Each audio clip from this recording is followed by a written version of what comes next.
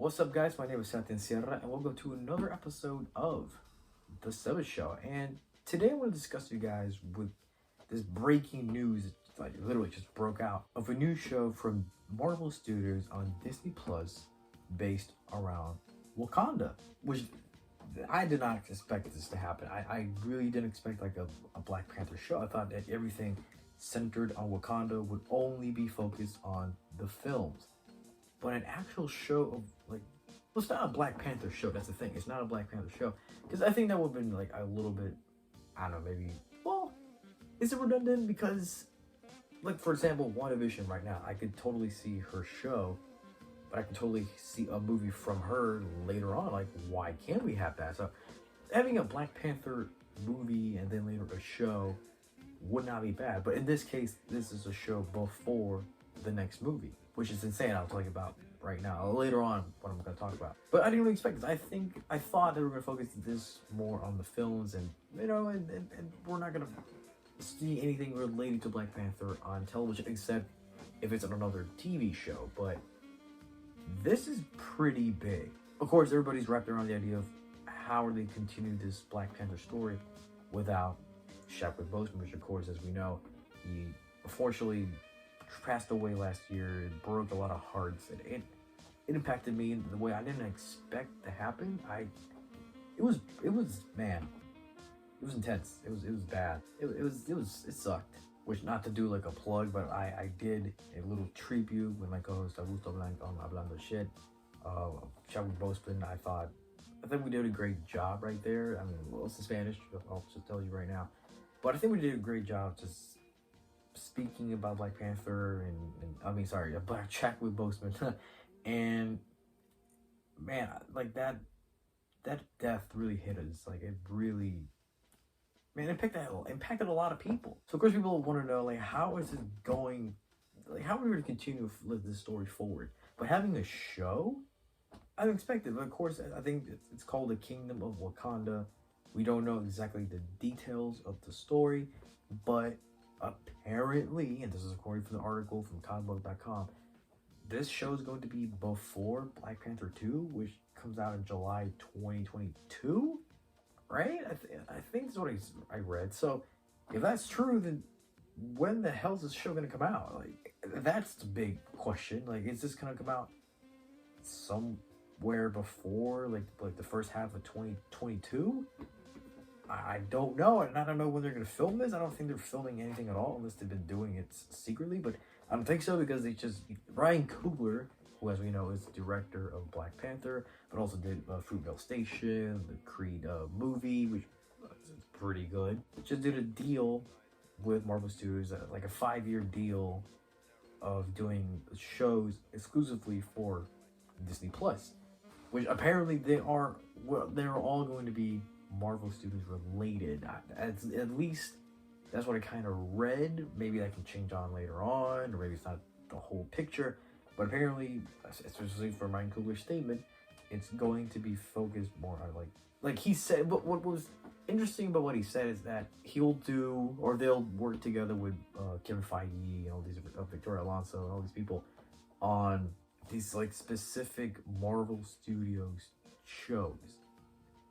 I was like, what does that mean? Is it all going to be Black Panther related, or is he going to direct some other shows that have nothing to do with Black Panther? Which I think that would be super cool, because we don't really see that in the MCU from any directors. They're all focused on the characters they built, and like especially, for example, like the Russo brothers did the Avengers movies, but they still have their boy Captain America in there.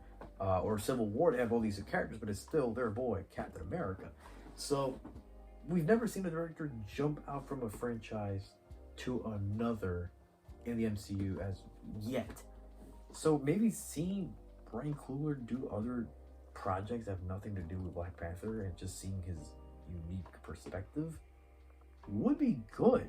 Or maybe he's going to find a way to promote Black voices in other stories that I don't know where, because I don't know, aside from Black Panther, maybe there's some other characters but I don't think there's like a lot.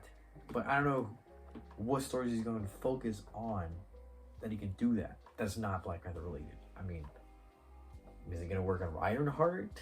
I don't know. Is he gonna work on other stuff? That maybe some stuff that wasn't announced from the roster, that's from like the huge roster is gonna happen in a couple years, or these upcoming years. Sorry, I'm interested in knowing what's that going to be. What is he going to do? That's super interesting. But let's talk about this. What's going to happen on the show? Well, what I think is going to happen on the show. So a lot of people, especially comicbook.com, speculate that this show could kind of set up who is going to take the mantle of Black Panther. Like, this whole show is basically going to be that setup, which I think that's a good story to focus on, kind of like what the Falcon Winter Soldier is basically doing. You know, I mean, we already set up who's going to take the mantle, but focusing the story of that taking and plus other stuff is very interesting. But having a story based on who's going to take the throne basically would be good, but I would want more than just that. I mean, especially the Kingdom of Wakanda, you know, I would like to focus on the intricacies and the politics of Wakanda, that expand more on that. That would be incredible. But of course, I think the title Kingdom makes you think that we're going to focus on who's going to take the mantle, what's going to happen, because I think it'll be interesting if by the end of the show we already have a confirmed new Black Panther, and immediately from Black Panther 2, which is, we're with that character, we're with that Black Panther. That would be cool. That would be cool. I mean, would it work? Because how many people that are going to watch Black Panther 2 would have watched the show beforehand? That's something that we don't know if it's going to work out, especially now that we're currently with WandaVision, which is doing good, like great reviews. A lot of people are watching. I don't know exactly the numbers, like streaming, but I don't know how's it going to work. Because, you know, as Kevin Feige said, like, yeah, you need to watch the shows if you don't want to keep up with what's going on. Like, everything's connected, which I love, by the way. I love that he's so confident about it, that, you know, he's not like, oh, well, some audiences will be confused, so this shows will be important, but not that important, because, you know, the movies are the ones that most people are watching. I love that Kevin Feige is confident in saying, like, yes, you need to watch the shows in order to know what the fuck is going on. I'm betting, like, some of the movies will explain kind of by dialogue, like, what's happened. If you didn't, you know, when Wanda shows up in Doctor Strange 2, I'm pretty sure that they'll say, like, what's happened to her beforehand. Maybe they won't explain like full on what happened to her. You need to watch the show, which I think that's brilliant. So we don't know if this is gonna pay off. This whole deal with like watching the shows and watch the movies, especially since Disney Plus is like a subscription service, which a lot of people are probably not subscribed right now. I mean, I don't know. We'll see how it's working out, but so far, WandaVision is doing fantastic. So seeing the story of who will take the mantle before the movie, that's a lot to gamble on. I'm not saying that it's going to destroy anything. I'm just saying, like, to depend on everybody to watch the show before the movie, because I'm sure, and I know some people that have not seen all the movies. So maybe they already loved Black Panther, like the first one, and haven't seen most of the movies. So will they go watch the Black Panther 2 without watching the show? I mean, and will they be confused? Will they be like, what the hell's going on? Like, I don't know. I think Black Panther 2 will do a good job of explaining what's happened to T'Challa, like why is he not there. I think they'll still explain it in the movie, but I guess having a good story already established, like who's the new Black Panther in the show, and not focus that on the movie would be good. And I think it would somehow, maybe people that see the movie will kind of retroactively go watch the show later on. Of like, okay, so I need to go watch the show and see what the hell's going on. Like, what did I miss? It'll be interesting. It'll be interesting. Of course, this is gonna be a show that it can enhance the other characters, the secondary characters of that movie, especially like Okoye, Baku, Shuri, like all these characters. I think it'll be good to put them more forward in the movie. I mean, sorry, in the show. Get to know them. It's, you know, kind of like how we're doing with WandaVision. I love that stuff. So I think I want to see that. And that's it. I mean, of course, I want to know who's going to take the mantle. I think it's an interesting story.